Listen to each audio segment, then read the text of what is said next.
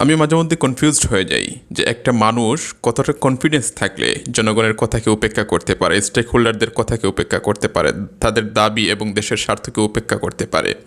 তার পিছনে কিসের জোর থাকলে সে এতটা কনফিডেন্স পায়? ডক্টর ইউনূস হচ্ছেন তেমন একজন মানুষ। যেমন ধরেন, আমরা নারী কমিশন নিয়ে কথাবার্তা বলেছি, ডক্টর ইউনূস চাইলে এটা বাতিল করতে পারতেন, কিন্তু এখনও পর্যন্ত এই ব্যাপারে আমরা দৃশ্যমান কোনো পদক্ষেপ দেখতে পাই নাই। চট্টগ্রাম বন্দর নিয়ে কথা হচ্ছে, দীর্ঘদিন ধরে কথা হচ্ছে, কিন্তু ডক্টর ইউনূস যেটা বলছেন সেটার উপরে এখনও পর্যন্ত অটল আছেন। আপনারা দেখেন, ডক্টর ইউনূস আমাদের দেশের ভিতরে যে স্থিতিশীলতা আনার জন্য দরকারি পদক্ষেপ, এই ব্যাপারে কতটা সফল আমরা জানি যে এই ব্যাপারে উনি সফল হন নাই। দেশের অভ্যন্তরে তিনি আদর্শিক একটা লড়াই তৈরি করে দিয়েছেন, বিশেষ করে বিভিন্ন ধর্মপরায়ণ মানুষদের জন্য। যেমন আমরা মুসলিম, একই সাথে আমরা বাংলাদেশি মুসলমান, বাংলাদেশের নিজস্ব সংস্কৃতি আছে, কৃষ্টি কালচার আছে, ইসলাম ধর্মীয় বিভিন্ন আইনকানুন আছে, মুসলমানদের ধর্মবিশ্বাস আছে। এই সব কিছুকে উপেক্ষা করে তিনি এমন একটি নারী সংস্কার বিষয়ক কমিশন গঠন করেছেন যেখানে বাংলাদেশি মুসলমান নারীদের কোনো প্রতিনিধিত্ব হয় না। এ ব্যাপারে আমরা এর আগেও কথা বলেছি, আপনারা চাইলে দেখতে পারেন। এই বিষয়টা নিয়ে তুমুল আলোচনা হয়েছে, তারপরেও দেখেন সরকার তার অনড় আছে। ডক্টর ইউনূস যেই দিন তাকে এই সংস্কার এবং সুপারিশের প্রতিবেদনটা জমা দেওয়া হলো, সেই দিনেই তিনি না দেখেই বলে দিলেন যে এই সব বিষয়গুলো বাস্তবায়ন করা যায়, আপনারা বাস্তবায়ন করে ফেলেন। কী অবাক কাণ্ড! যাই হোক, তিনি শুধুমাত্র আদর্শিক লড়াইয়ের সম্মুখীন আমাদেরকে করেছেন ব্যাপারটা এমন না, তিনি আমাদেরকে সামরিক লড়াইয়েরও সম্মুখীন করে যাচ্ছেন। কথাটা শুনতে কেমন লাগলেও এটাই বাস্তবতা। আমরা মানবিক করিডোর নিয়ে যখন কথা বলি তখনও আমরা এটা দেখিয়েছিলাম। মানবিক করিডোর নিয়ে প্রচুর কথাবার্তা হয়েছে, তারপরও দেখেন সরকার যে সেই নীতিগত সিদ্ধান্ত নিয়েছে এখনও পর্যন্ত সে অনড় অবস্থায় আছে, এবং শোনা যাচ্ছে যে এই ব্যাপারে কিছু কাজও নাকি আগাচ্ছে। এই দেশের বিরোধী, দেশকে একটা ঝুঁকির মধ্যে ফেলা, দেশের সার্বভৌমত্বকে হুমকির মধ্যে ফেলার মতো কাজ ডক্টর ইউনূস করে যাচ্ছে। ডক্টর ইউনূসকে কি আমরা এই জন্য বসিয়েছিলাম? না, তিনি সংস্কার করবেন, নির্বাচন দিবেন, তারপর চলে যাবেন। দেশের জনগণ তাদের নির্বাচিত সরকার নিয়ে থাকবে, দেশ স্থিতিশীল হবে। মানবিক করিডোরের পরে তিনি থেমে নেই, চট্টগ্রাম বন্দরকে তিনি বিদেশি বিভিন্ন অপারেটর কোম্পানিদের কাছে তুলে দিচ্ছেন। চট্টগ্রাম বন্দর হচ্ছে বাংলাদেশের লাইফলাইন বলা যায়। এই চট্টগ্রাম বন্দরকে তিনি manufacturing hub, free trade zone, এই ধরনের বিভিন্ন কথাবার্তা বলে তিনি বিদেশিদের হাতে তুলে দিয়ে দিচ্ছেন। চট্টগ্রাম বন্দরের তো বিভিন্ন টার্মিনাল আছে, তন্মধ্যে আমরা শুধু NCT, new mooring container terminal নিয়ে একটু কথা বলি। এইটা নিয়ে কথা বললেই আশা করি আপনাদের কাছে বিষয়টা একদম পরিষ্কার হয়ে যাবে। নিউ মোরিং কন্টেইনার টার্মিনাল, যেটাকে আমরা সংক্ষেপে এনসিটি বলবো, এই এনসিটিকে ইজারা দেওয়ার জন্য শেখ হাসিনার জমানা থেকেই কথাবার্তা চলছিল। ডক্টর ইউনূস সেটারই ধারাবাহিকতা রক্ষা করছে। বরং শেখ হাসিনা এই ব্যাপারে উদ্যোগ নেওয়ার পরে যখন তুমুল সমালোচনা হয়, এটা স্টপ করে দেয়, কাজটা স্থগিত করে দেয়। কিন্তু ডক্টর ইউনূস সেটাকেই আবার চালু করে। এনসিটি সম্বন্ধে আমরা অনেকেই জানি না, বিশেষ করে যারা চট্টগ্রাম বন্দর সম্বন্ধে জানি না বা চট্টগ্রামের বাহিরে থাকি, তাদের তো জানার কথা না, বা এই ব্যবসায় জড়িত থাকলে জানার কথা না। এই এনসিটি দিয়েই বাংলাদেশের কন্টেইনার পণ্য যত কিছু উঠানামা হয়, এর মধ্যে 55% পণ্য, কন্টেইনার পণ্য এই এনসিটির মাধ্যমেই উঠানো নামানো হয়। চট্টগ্রাম বন্দরের যত খরচ আছে এর মধ্যে 60% খরচ এই এনসিটির মাধ্যমেই আসে। বাংলাদেশের আধুনিক যন্ত্রপাতি সম্পন্ন যে পোর্ট আছে, টার্মিনাল আছে, এটা হচ্ছে এনসিটি। এই এনসিটিকে ডক্টর ইউনূস ডিপি ওয়ার্ল্ডের কাছে তুলে দিতে চাচ্ছে। ডিপি ওয়ার্ল্ড এখানে কেন বিনিয়োগ করবে? আমাদের টাকায় প্রায় 2000 কোটি টাকায় নির্মিত সফল এবং লাভজনক একটা টার্মিনাল হচ্ছে এনসিটি। তো বিনিয়োগের নামে এটা কেন দিচ্ছে? এটা দেওয়ার কারণটা কি? আপনি বিনিয়োগ করবেন, আপনি ব্রাউনফিল্ড বিনিয়োগ তো আমরা চাই না, আমরা চাই বৈদেশিক বিনিয়োগ আসুক, সেটা আমরা চাই, কিন্তু সেটা ব্রাউনফিল্ড বিনিয়োগ কেন? আপনারা গ্রিনফিল্ডে নিয়ে আসেন। যেই প্রতিষ্ঠান আমরা গড়েছি, নির্মাণ করেছি এবং যেটা অলরেডি লাভজনক, যেটার মধ্য দিয়ে বাংলাদেশের 1000 কোটি টাকা রাজস্ব আসে, যেই এনসিটির মধ্য দিয়ে আমরা প্রায় 60% ব্যয় নির্বাহ করতে পারি, সেই এনসিটিকে আপনি কেন তুলে দিচ্ছেন?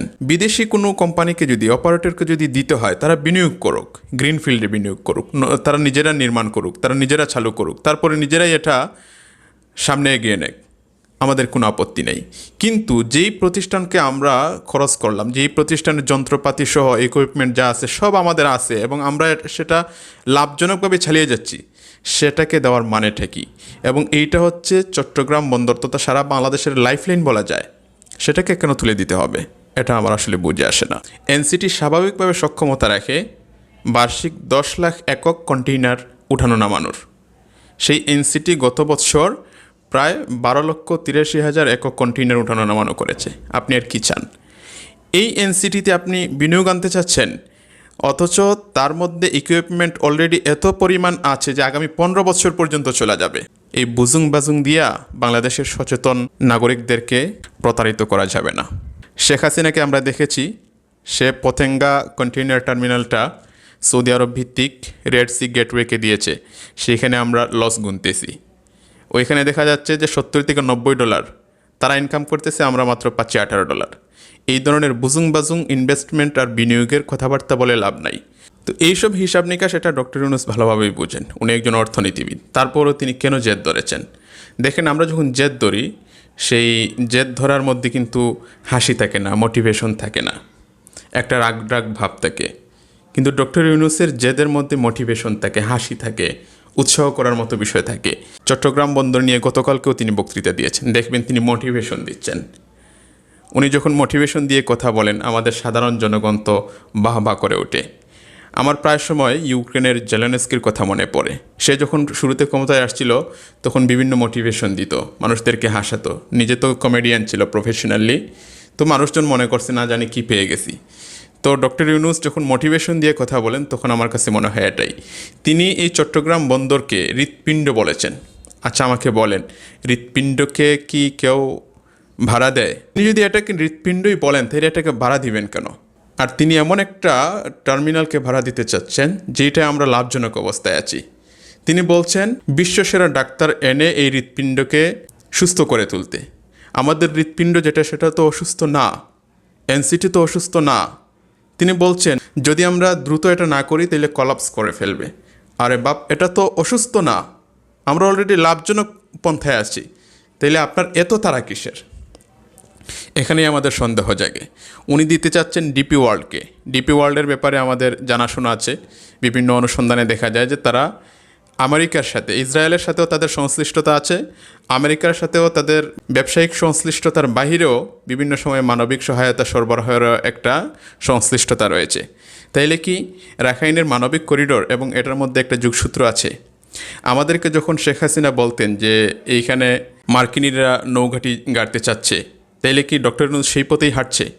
ডক্টর ইউনূস যখন এনসিটির মতো একটা লাভজনক এবং গুরুত্বপূর্ণ টার্মিনালের ব্যাপারে চট্টগ্রাম বন্দরের শ্রমিক কর্মকর্তা, দেশের রাজনৈতিক স্টেক হোল্ডার, বুদ্ধিজীবীদের কথাকে উপেক্ষা করে জেদ ধরেছেন এটাকে দেওয়ার জন্য, তখন আমাদের আসলে সন্দেহ জাগে ডক্টর ইউনূস কার ইশারায় নাচতেছেন। এটা মাথায় রাখতে হবে যে এই পোর্ট দিয়ে আমাদের সামরিক বিভিন্ন যন্ত্রপাতি আসে। এই বন্দর, এই টার্মিনালকে যদি আমরা বিদেশিদের হাতে তুলে দেই এবং এমন এক সময় আসে যখন এই হৃৎপিণ্ড অন্য কারো হয়ে কাজ করে, এই হৃৎপিণ্ড বাংলাদেশের জন্য কাজ না করে, তখন তো রক্ত চলাচল বন্ধ হয়ে যাবে।